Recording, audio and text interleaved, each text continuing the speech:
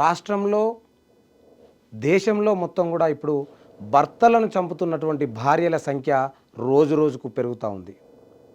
అసలు ఏమైంది వాళ్ళకి? వారు ఎందుకు ఇలాంటి నిర్ణయం తీసుకోవాల్సి వస్తుంది?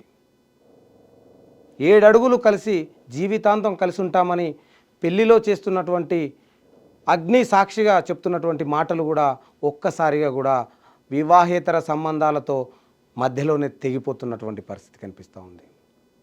ముఖ్యంగా భర్తను చంపి డ్రమ్ములో పెట్టడం, థమ్సప్లో విషమిచ్చి భర్తకి ఇవ్వడం, హనీమూన్కి వెళ్ళినటువంటి హనీమూన్లో కూడా భర్తను చంపేయడం, మొన్నటికి మొన్న గద్వాల్లో జరిగినటువంటి పెళ్ళైన నెల రోజులకే తమ అక్రమ సంబంధానికి అడ్డొస్తున్నాడని కూడా అత్యంత కిరాతకంగా చంపివేయడం జరిగింది.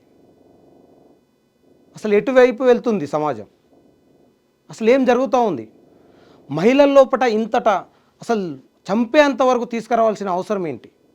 భర్తే ప్రాణంగా ఉన్నటువంటి ఈ భారతదేశం వైవాహిక జీవితంలో కూడా కొన్ని సంవత్సరాలు అంతే బలంగా ఉంటుందని కూడా ప్రపంచ దేశాల ముందు మన భారతదేశం నిలబడ్డటువంటి పరిస్థితి. కానీ ఇప్పుడు ఎందుకు అది జరగట్లేదు? ఎందుకు భర్తలను చంపుతున్నారు? ముఖ్యంగా అక్రమ సంబంధాలు, వివాహేతర సంబంధాలకు అడ్డు వస్తున్నారనే ఎక్కువగా కూడా చంపడం జరుగుతూ ఉంది. భర్త కంటే ఎక్కువ అక్రమ సంబంధానికే ఏదైతే వ్యక్తులకే ఎక్కువ కూడా ప్రాధాన్యత ఇస్తున్నట్టు కూడా తెలుస్తూ ఉంది. అడ్డు తొలగించుకోవాలి, అతను మనకు ఉండొద్దు అనే మహిళల ధోరణి పెరిగిపోతున్నటువంటి పరిస్థితి. సరే, భర్త అడ్డు తొలగించుకుంటావు, కానీ చట్టాలు ఉన్నాయి కదా భారతదేశంలో, పోలీసులు ఉన్నారు కదా, వారిని మళ్ళీ అందరినీ పట్టుకోవడం జరుగుతూ ఉంటుంది. వారిని చంపినోళ్ళను, చంపిచ్చేవారిని, వారందరినీ కూడా ప్రేరేపించిన వారిని, వారందరినీ కూడా అరెస్ట్ చేస్తారు కదా. చాలామంది పిల్లలు అనాథలైపోతున్నటువంటి పరిస్థితి, వారి భవిష్యత్తు అగమ్య గోచరంగా మారుతున్నటువంటి పరిస్థితి.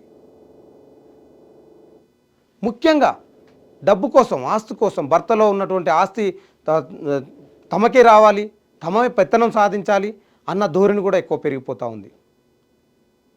పెళ్ళికి ముందు బాధ్యతాయుతంగా తల్లిదండ్రులకు చెప్పలేక, మాట్లాడలేక ఓపెన్గా పెళ్ళైన నెలల వ్యవధిలోనే భర్తలను చంపేయడం జరుగుతూ ఉంది. అంటే వారి యొక్క మానసిక స్థితి ఎటువైపు పోతుంది?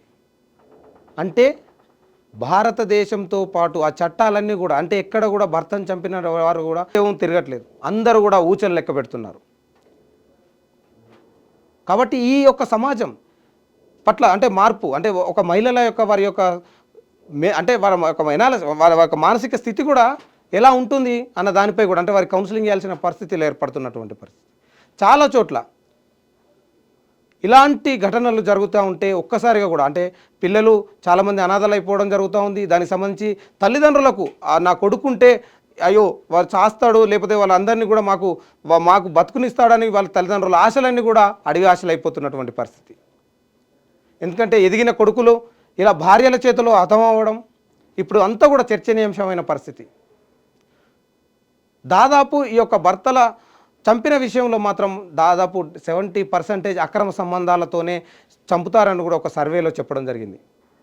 ఆస్తుల కోసం, అక్రమ సంబంధాల కోసం. ఇదా దేశం ఏమైపోతుంది?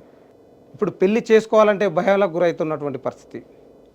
ఇప్పటికే పెళ్లి కాని యువకులు చాలామంది దేశంలో ఉన్నారంటే ఇప్పుడు దాంతోపాటు పెళ్ళైన నెలలకే ఇలాంటి భార్యలను హతం చేయడం, వారు కేవలం అక్రమ సంబంధాలతోనే, అంటే తమ ప్రియుడితో చంపే ప్లాన్లు, కారుతో గుద్దిచ్చే ప్లాన్లు చూసాం కదా మొన్న.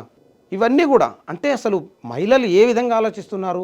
అంటే ప్రియుని మోజులో పడి సొంత భర్తనే హత్య చేయడానికి ప్లాన్ చేస్తున్నారంటే మనం చూడొచ్చు. కాబట్టి ఇవన్నీ దేశంలో చట్టాలు ఉంటాయి, ఎవ్వరు ఊరికే బయటికి రారు. చంపిన తర్వాత తాము దొరికిపోతాము, పోలీసులు తమపై చర్యలు తీసుకుంటారు, కోర్టులు మాకు శిక్షలు వేస్తాయని మాత్రం మర్చిపోతున్నారు. ఒక క్షణికావేశం, అంటే ఒక శారీరక సుఖం కోసమో లేకపోతే తనకంటే ఎక్కువ మంచిగా చూసుకుంటానని ఒక్కటే ఆలోచిస్తున్నారు. ఇలాంటి పరిస్థితులలో చట్టాలు వారందరినీ కూడా చూశారు కదా, ప్రతి ఒక్కరు కూడా యావజ్జీవ శిక్ష వేయడం జరిగింది. ఉరి శిక్ష కూడా వేసినా కూడా చాలా చోట్ల మనం చూసాం. అత్యంత కిరాతకంగా చంపినటువంటి భర్తను కూడా మొన్న చూసినటువంటి యావజ్జీవ శిక్షలు వేయడం జరిగింది. శిక్షలు ఉంటాయి, ఎక్కడికి మనం తప్పించుకోలేం. కానీ వారికి సంబంధించినటువంటి దాంట్లో అవేర్నెస్ తీసుకురావాల్సిన బాధ్యత కూడా ప్రభుత్వాలపై ఉందని కూడా కొంతమంది ఎనాలిసిస్టులు చెప్తున్నటువంటి పరిస్థితి.